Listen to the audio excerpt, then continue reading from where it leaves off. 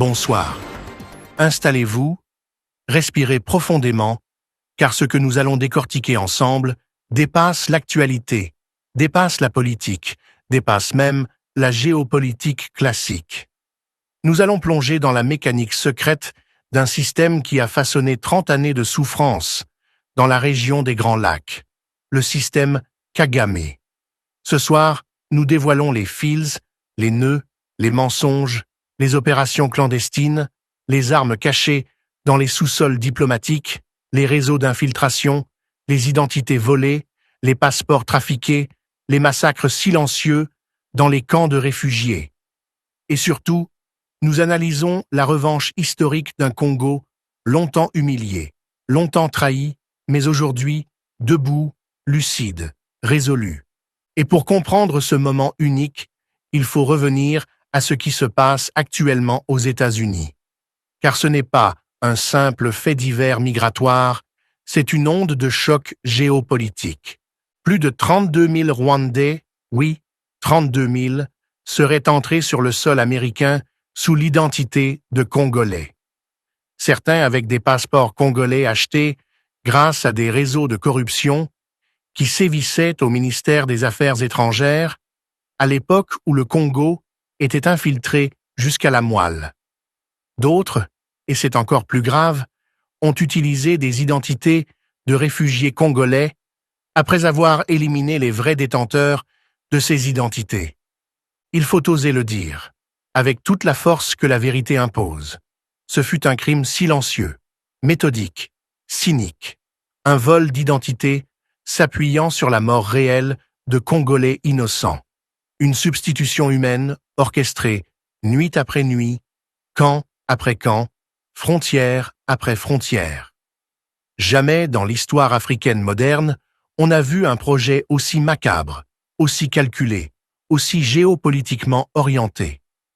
Imaginez la scène. Une famille congolaise, chassée par les violences à l'Est, arrive dans un camp de déplacés.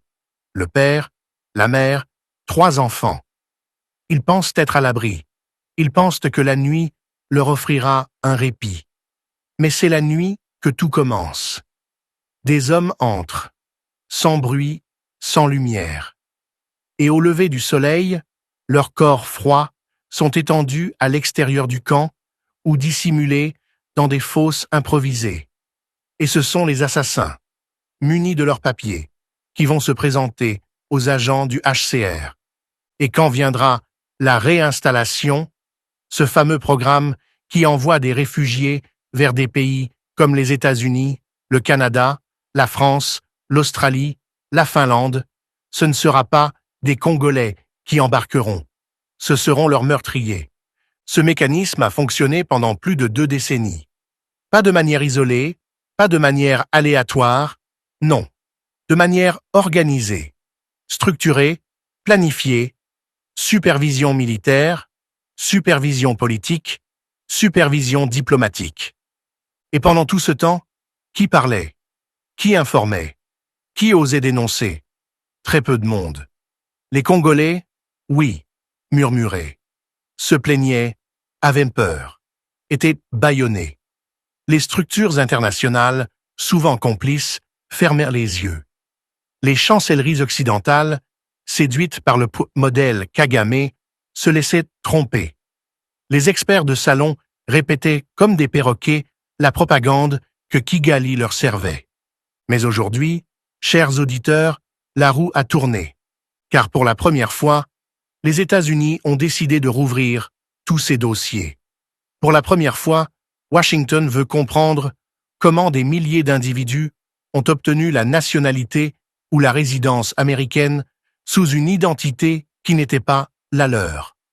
Pour la première fois, les services d'immigration américains collaborent avec la diaspora congolaise qui, enfin, brise le silence et donne des noms, des visages, des dates, des trajets.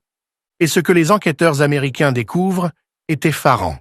Incohérence linguistique flagrante, impossibilité de citer un territoire congolais, incapacité totale à parler l'une des langues du Congo, récits contradictoires, villages inventés, familles absentes, arbre généalogique vide. Face à ces interrogatoires, beaucoup paniquent. Certains prennent la fuite. D'autres essaient de se réfugier au Canada, pensant échapper à la traque. D'autres encore se terrent dans des régions reculées des États-Unis, évitant tout contact avec la diaspora congolaise, évitant les églises, évitant les associations, évitant même les marchés africains, de peur d'être reconnus. Mais cette fuite est inutile, car le vent de l'histoire a changé de direction. La chute de Kagame ne vient pas d'un front militaire. Elle vient de 3 fronts simultanés: l'immigration, la diplomatie et la vérité. Et dans cette équation, la RDC joue un rôle central. Depuis l'arrivée au pouvoir de Félix Tshisekedi, un travail d'une intelligence stratégique impressionnante a été mené. Pendant que certains riaient, le Congo tissait la plus grande toile diplomatique de son histoire récente.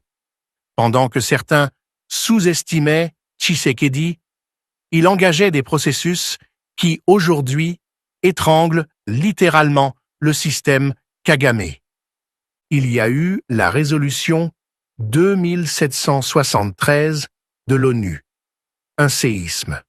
Le monde a enfin regardé les images satellitaires, les preuves d'occupation, les itinéraires militaires, les témoignages, les captures d'armes, les rapports d'experts, et l'ONU a déclaré ce que le Congo affirmait depuis 1996.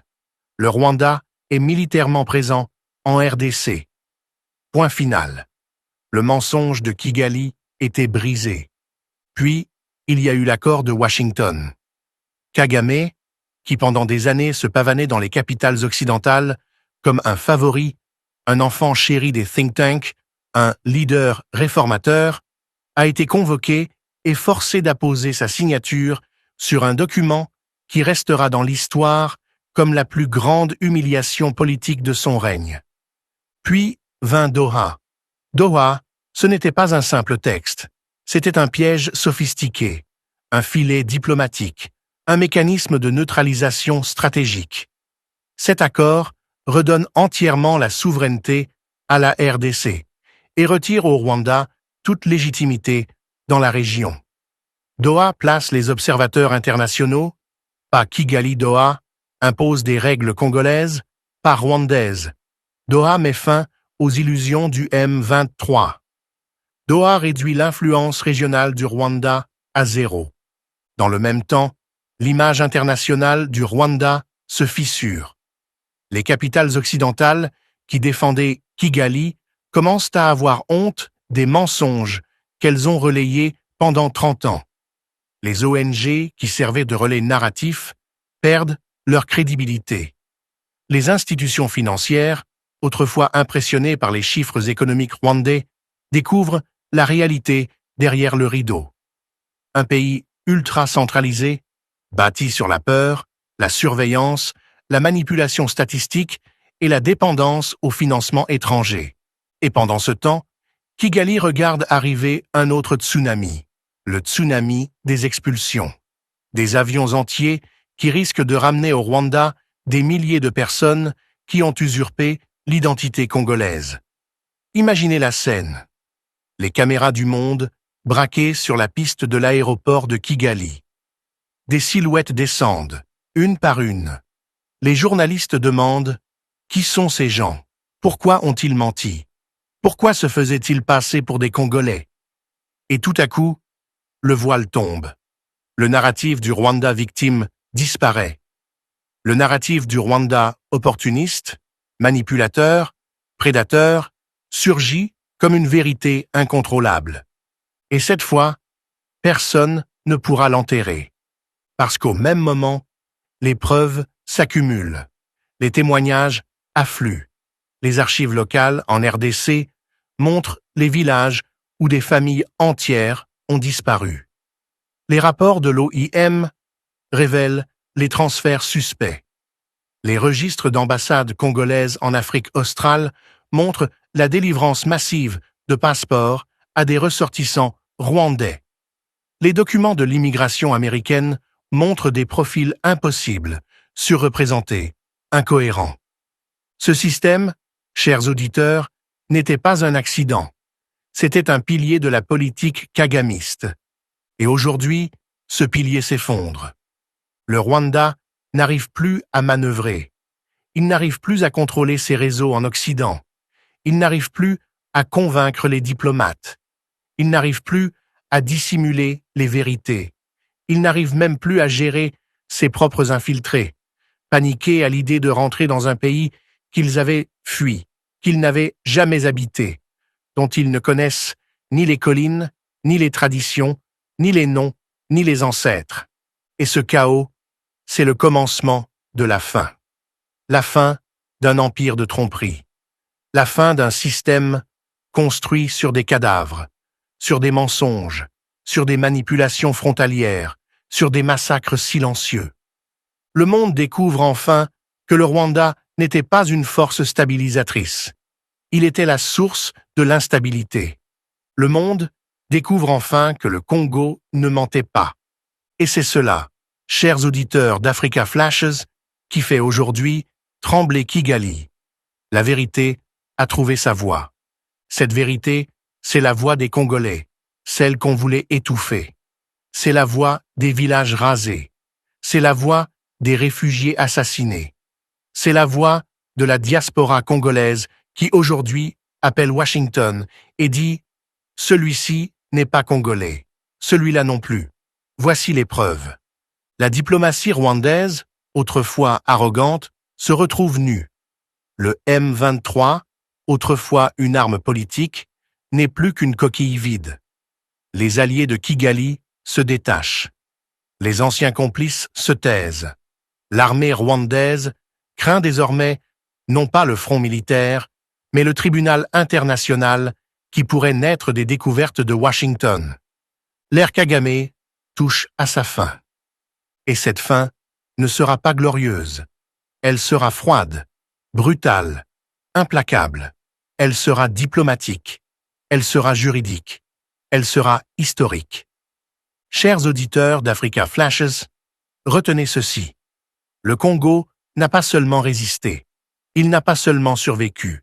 Il est en train de gagner par la vérité, gagner par la diplomatie, gagner par l'intelligence stratégique, gagner par l'unité retrouvée. Et pour ceux qui, depuis des années, jouent avec l'identité congolaise comme on joue avec une carte de visite, l'heure de vérité arrive. Si l'on frappe à leur porte demain, ce ne sera pas pour discuter, ce sera pour les renvoyer là où tout a commencé, à Kigali. L'histoire, enfin, a décidé de rendre justice.